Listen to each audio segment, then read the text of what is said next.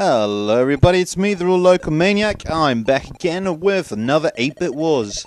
As you can see, today I'll be playing Jack the Nipper 2, and it's basically Jack the Nipper in Coconut Capers. Now first of all, before I start with the talking about the games, I want to talk about the intro, and soon you'll see the outro. Basically, it was done by ZXAmiga.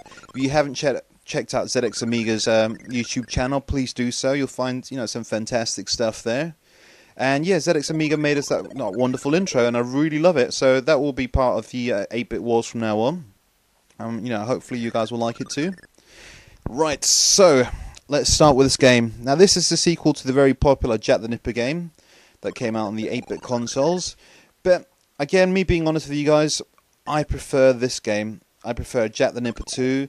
It really felt like you had a lot more freedom, even though I really didn't know what you were meant to do. Something about a naughty meter, collecting things.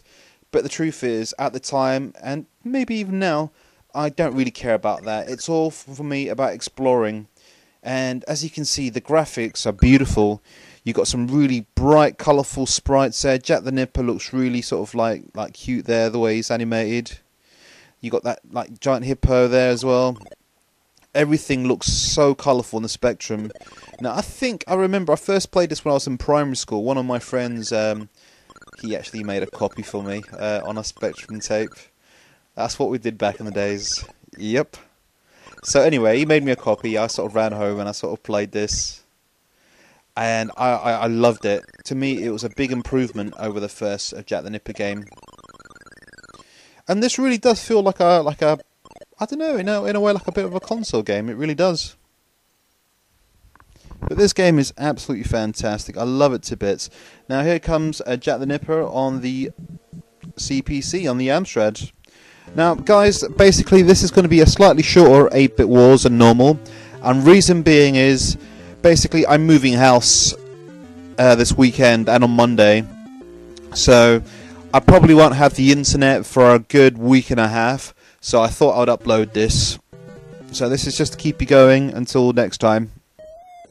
Oh yeah, and guys, I'm also running a little bit late with the podcast, which will probably be running late by about a week and a bit.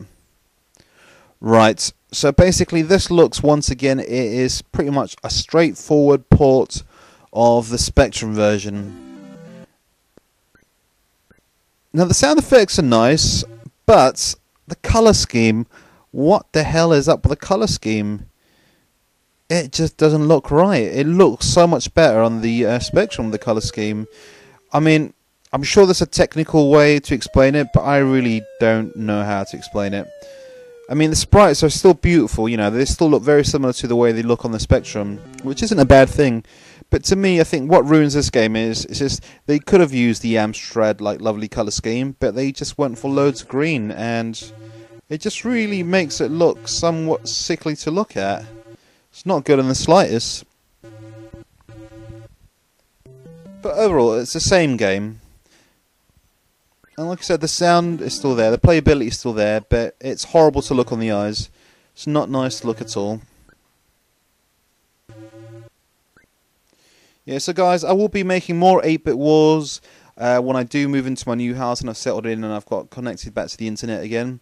Like I said before, I am running a little bit late with the podcast. Probably be running about a week and a bit late with it. But hey, prioritise. That's what I've got to do first.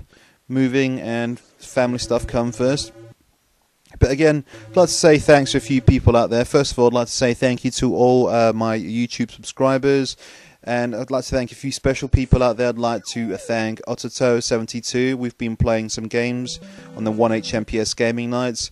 I'd like to say thanks to Glenn. If you haven't checked out Glenn's amazing sort of channel on YouTube, check it out.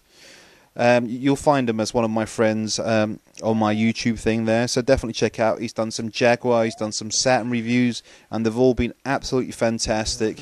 And you definitely check out his Commodore 64 his review. Right, now this is Jack the Nipper 2 on the C64. Now the music was done by Ben Douglas there. Sounds fantastic. Title screen's not very exciting though, but the music by Ben Douglas is absolutely amazing. Now, Jack the Nipper looks like a dirty old man there, a little old dirty man there wearing a nappy. It doesn't look cute like he does in the other versions. I do like the little tunnel section there. I don't know why it's done like that. I don't like the style of the graphics though. The style of the graphics are slightly different. But the music is fantastic. I'm liking the music. It does feel like a slightly different game though, with the background music, which sounds really good, like with the drum beats in the back. Yeah, I do enjoy that. I keep on missing. I don't think I can get them from there. There we go. Sound effects are fantastic. Alright guys, you know what? I don't know, I'm not a big fan of this. I don't like the way this game looks. Again, I'm not too keen on the colour scheme. The Spectrum version has got the best colour scheme. Even though this probably has got like some of the best spot effects and, you know, sort of game music as well. I don't know what the hell that was, what I shot. I don't know whether the level layout's different on this version than it is on the other two. The other two look very familiar, but in this one it's kind of hard to tell. Alright guys, you know what I'm going to do? I'm going to choose a winner. Today's winner of the 8-Bit Wars is going to be the ZX Spectrum because it just looked a little bit more complete, a lot more cartoony, a lot better. Let me know what you think and I shall see you next time. Goodbye guys. See you next time.